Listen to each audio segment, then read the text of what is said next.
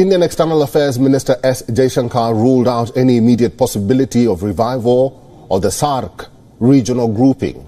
He said that SAARC is in trouble because of one of the members' continuous undertake of violent actions against the other. कि doctor Jaishankar जो हैं, जिन्होंने कल एक discussion में ये कहा कि सार्क जो है ना इज डेड, और वो एक डॉक्टर जयशंकर पहले भी बात करते हैं जी कि terrorism by night and trade by day, ये इंडिया पाकिस्तान पे कॉन्टिन्यूसली एक ही बात किए जा रहा है. On SAARC, I'll take those two questions together. Look, SAARC is in trouble. That we should proceed with SAARC, even if one member of SAARC actually has training camps, trains terrorists, pushes them across, supports them in different ways. So it was heading for a crisis.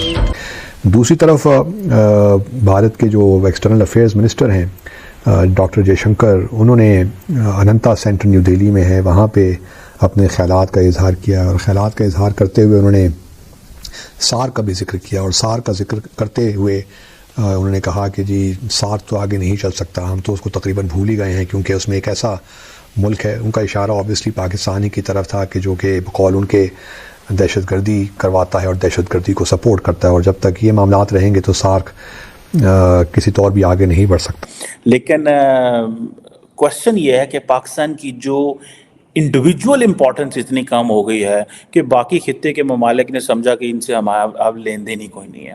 So doctor Jaishankar जो बात करते हैं कि SAARC की जब revival की बात करते हैं तो असल में हम ये बात करते हैं कि क्या हम इस मुल्क के साथ ताल्लुकात चाहते हैं. Do you see a future for SAARC? In some ways, actually you're asking me, do I see a future for that country?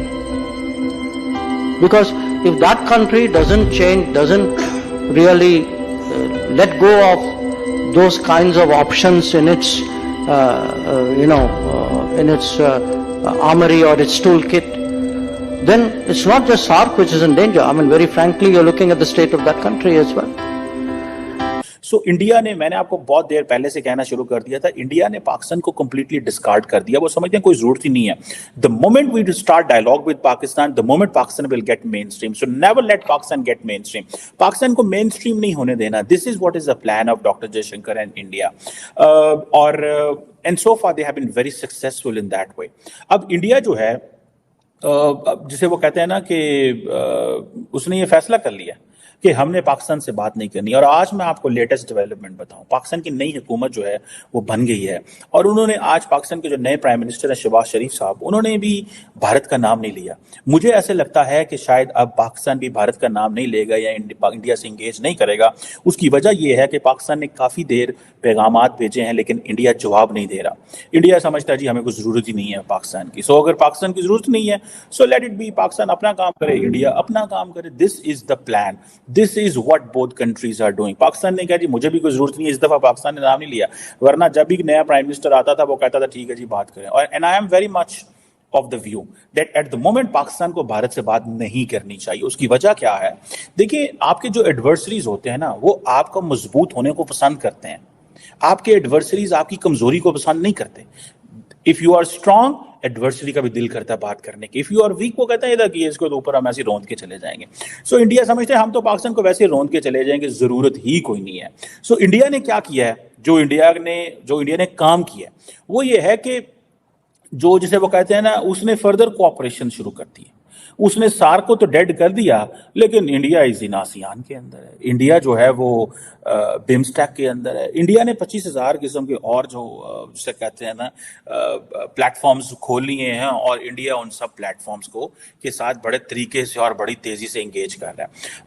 अब क्वेश्चन ये है कि अगर पाकिस्तान भी बात नहीं करना चाहता, इंडिया भी नहीं बात करना चाहता, और खित्ते के बाकी ममालिक जो हैं वो तो अर्जी नहीं रखते इस हवाले से बात करने के लिए. आपको याद होगा कि 2016 में सार्क समिट हो रही थी, और उसके बाद एक जिसे वो कहते हैं ना, एक इंडियन आर्मी कैंप में उरी में हमला हुआ, और फिर और इंडिया ने कहा जी कि हम तो इसमें आप पार्टिसिपेट नहीं करेंगे.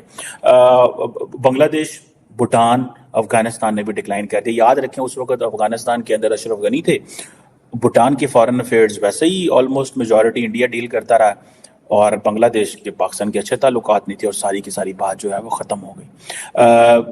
اب وہ انڈیا کہتا ہے جی جو بمسٹیک ہے, bay of Bengal initiative for multi sectoral technical and economic cooperation, اس کی طرف ہم دیکھ رہے ہیں.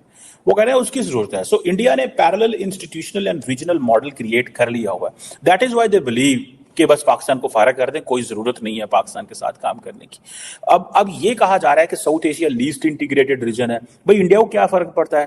پاکستان کو تو بڑا فرق پڑتا ہے, بیکاز ایک ٹرم ہوتی ہے اسے بولتے ہیں ہم gravity model of the trade, کہ آپ نیئرسٹ مارکیٹس کے ساتھ بزنس کرتے ہیں.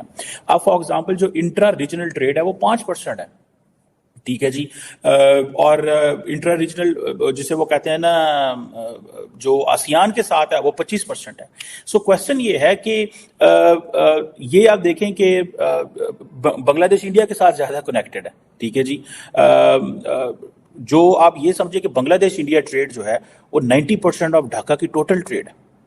اور آپ باقی دیکھیں بھوٹان, افغانستان, نیپال, مالدیوز اینڈ سری لنکا, ٹھیک ہے جی, یہ ساری کی ساری تقریباً 2% ٹریڈ ہے انڈیا کی یہ ان ممالک کے ساتھ. آپ دیکھیں کہ فار ایگزامپل انڈیا کی جو ٹریڈ ہے برازیل کے ساتھ, باقی ممالک کے ساتھ, وہ کہیں زیادہ ہے as compare to trade in the region. So SAARC کو کمپلیٹلی ڈس فنکشنل قرار دے دیا. اور کوشچن یہی ہے ٹیررزم.